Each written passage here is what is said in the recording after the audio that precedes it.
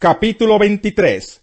No podrá entrar en la asamblea del Señor ningún hombre que tenga magullados los testículos o mutilado el pene.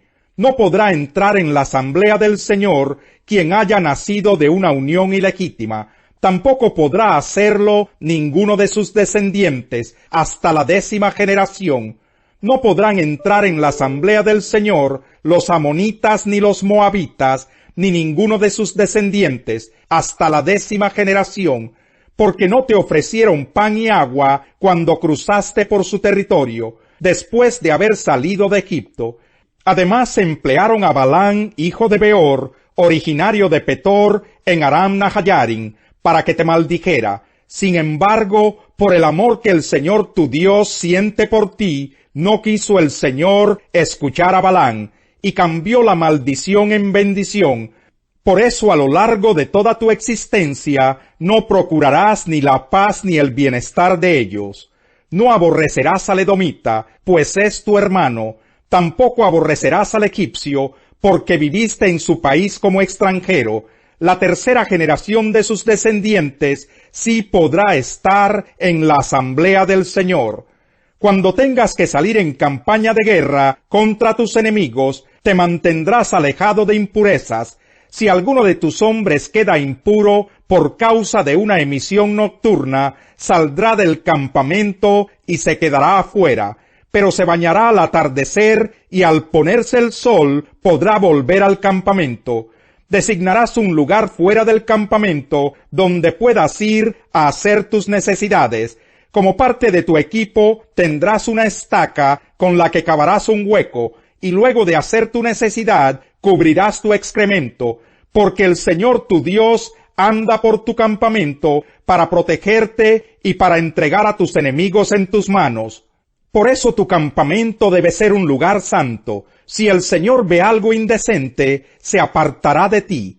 Si un esclavo huye de su amo y te pide refugio, no se lo entregues a su amo, sino déjalo que viva en medio de ti, en la ciudad que elija y donde se sienta a gusto, y no lo oprimas. Ningún hombre o mujer de Israel se dedicará a la prostitución ritual.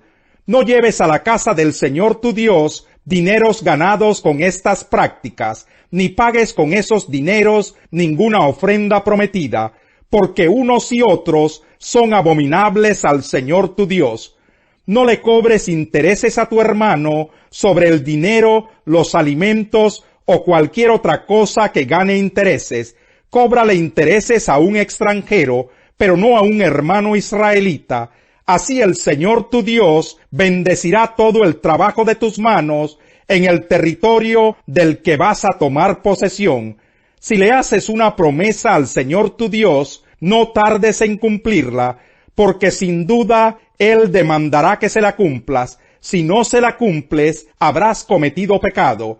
No serás culpable si evitas hacer una promesa, pero si por tu propia voluntad le haces una promesa al Señor tu Dios, cumple fielmente lo que le prometiste. Si entras a la viña de tu prójimo, podrás comer todas las uvas que quieras, pero no podrás llevarte nada en tu cesto.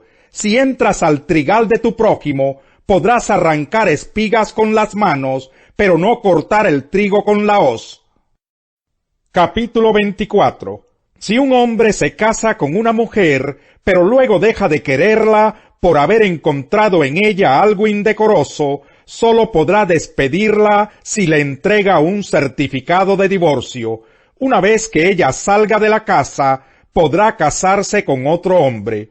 Si ocurre que el segundo esposo le toma aversión y también le extiende un certificado de divorcio y la despide de su casa, o si el segundo esposo muere, el primer esposo no podrá casarse con ella de nuevo, pues habrá quedado impura.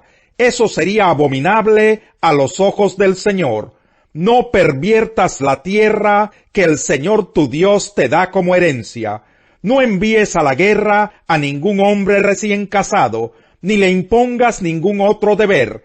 Tendrá libre todo un año para atender su casa y hacer feliz a la mujer que tomó por esposa. Si alguien se endeuda contigo, no tomes como prenda su molino de mano ni su piedra de moler, porque sería lo mismo que arrebatarle su propia subsistencia. Si se descubre que alguien ha secuestrado a uno de sus hermanos israelitas y lo trata como esclavo o lo vende, el secuestrador morirá. Así extirparás el mal que haya en medio de ti. Cuando se trate de una infección de la piel, ten mucho cuidado de seguir las instrucciones de los sacerdotes levitas. Sigue al pie de la letra todo lo que te he mandado. Recuerda lo que el Señor tu Dios hizo con Miriam mientras andaban peregrinando, después de que el pueblo salió de Egipto.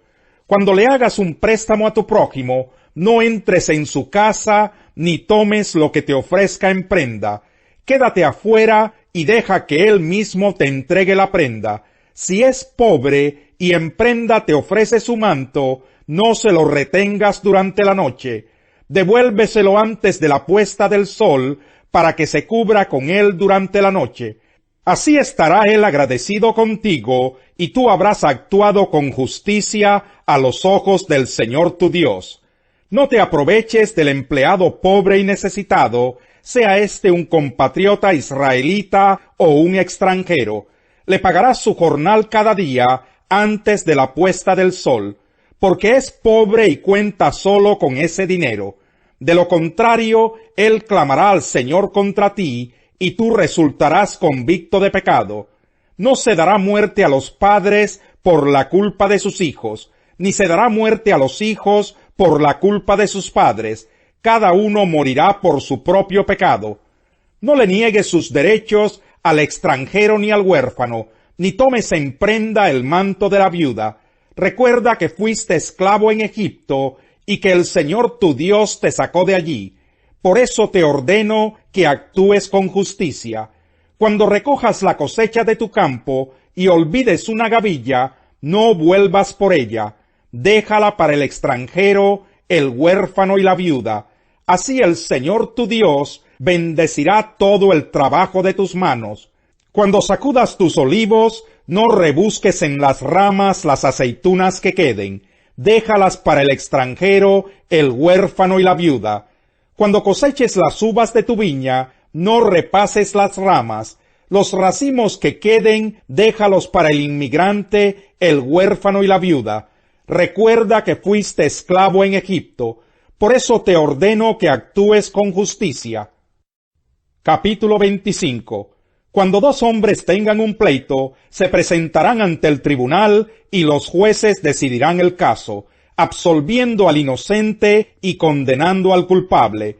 Si el culpable merece que lo azoten, el juez le ordenará tenderse en el suelo y hará que allí mismo le den el número de azotes que su crimen merezca, pero no se le darán más de 40 azotes. Más de eso sería humillante para tu hermano. No le pongas bozal al buey mientras esté trillando. Si dos hermanos viven en el mismo hogar y uno muere sin dejar hijos, su viuda no se casará fuera de la familia. El hermano del esposo la tomará y se casará con ella, para cumplir con su deber de cuñado. El primer hijo que ella tenga llevará el nombre del hermano muerto, para que su nombre no desaparezca de Israel. Si tal hombre no quiere casarse con la viuda de su hermano, ella recurrirá a los ancianos a la entrada de la ciudad y les dirá: mi cuñado no quiere mantener vivo en Israel el nombre de su hermano, se niega a cumplir conmigo su deber de cuñado. Entonces los ancianos lo llamarán y le hablarán. Si persiste en decir: no quiero casarme con ella, la cuñada se acercará a él, y en presencia de los ancianos le quitará una de las sandalias, le escupirá en la cara y dirá: esto es lo que se hace con quien no quiere mantener viva la descendencia de su hermano. Y para siempre se conocerá en Israel a ese hombre y a su familia como los descalzos. Cuando dos hombres estén peleando y la esposa de uno de ellos venga a rescatar a su esposo de manos de su atacante, si la mujer le hiere los genitales al otro hombre, tú le cortarás a ella la mano. No le tendrás compasión. No tendrás en tu bolsa dos pesas diferentes, una más pesada que la otra. Tampoco tendrás en tu casa dos medidas diferentes, una más grande que la otra. Más bien, tendrás pesas y medidas precisas y justas, para que vivas mucho tiempo en la tierra que te da el Señor tu Dios, porque Él aborrece a quien comete tales actos de injusticia. Recuerda lo que te hicieron los amalecitas después de que saliste de Egipto. Cuando estabas cansado y fatigado, salieron a tu encuentro y atacaron por la espalda a todos los rezagados. No tuvieron temor de Dios.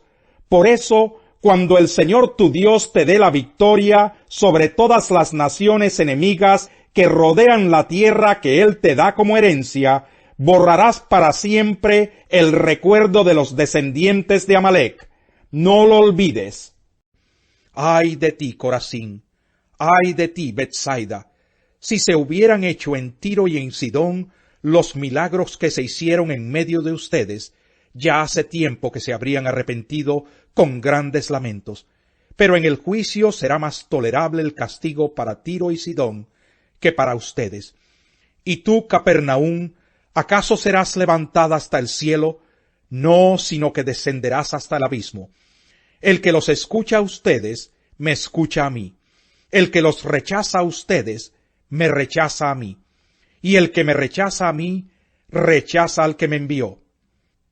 Cuando los 72 regresaron, dijeron contentos, Señor, hasta los demonios se nos someten en tu nombre.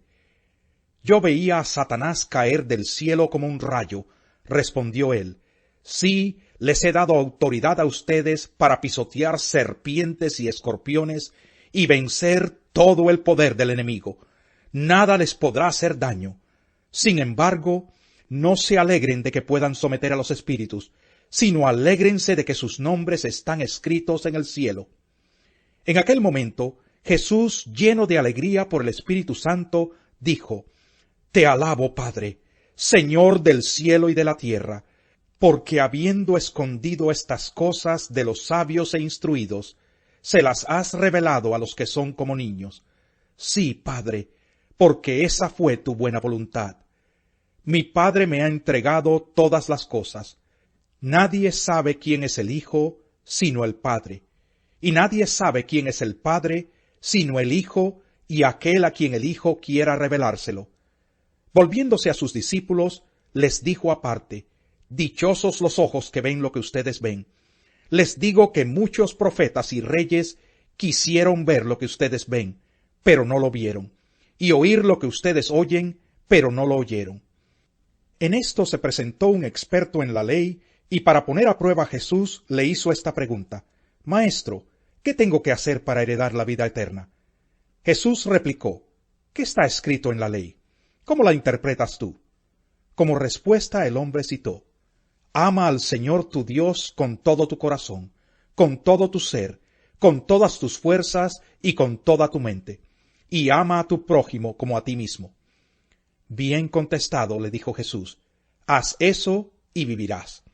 Pero él quería justificarse, así que le preguntó a Jesús, ¿y quién es mi prójimo?